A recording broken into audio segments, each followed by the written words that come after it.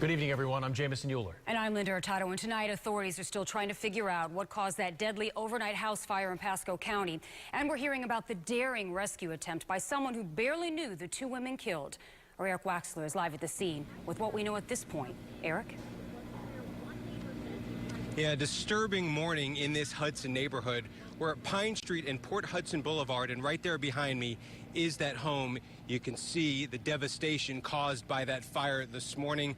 The sheriff's office and fire officials have been out here all day investigating. The sheriff's office just told me they are still not calling this suspicious. They're not calling it arson at this point. They are waiting to get results of an autopsy on the two women by the medical examiner's office. The two women died inside that house despite the bravery of a neighbor.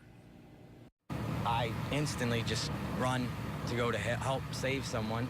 When he saw the flames across the road, Joshua Smith says he just had to help. Still rattled from what he was a part of this morning, Smith didn't want his face shown on camera and doesn't think what he did was heroic. He says the burns on his hands came as he tried to pull out one of his neighbors from her burning home. I grabbed her and start pulling on her to get her out of there, and she was in flames. Authorities say two women died in this fire. Roommates Jessica Keith and Lynn Jordan, both 24 years old.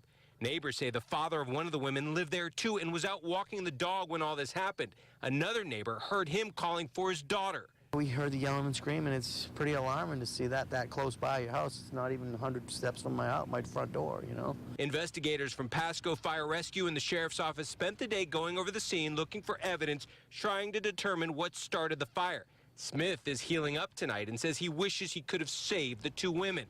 I just talked to them, and yesterday I was just talking to them, and they were fine, and now they're gone.